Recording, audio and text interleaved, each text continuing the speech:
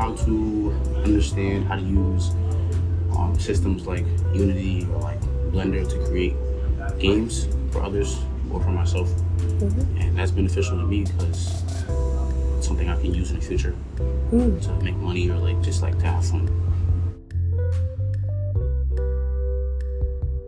My favorite part was probably making my NPC because I made my dog, and it was just really fun.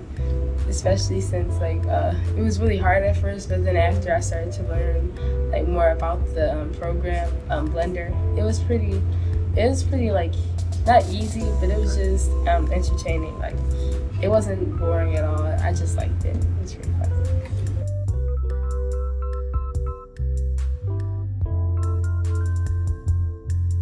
I really enjoyed using Blender and making the NPC.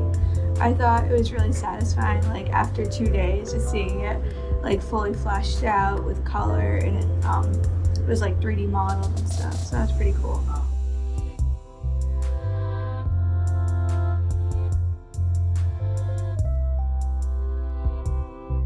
Learning how to use Blender was really fun, and I'm really looking forward to creating a game in Unity again.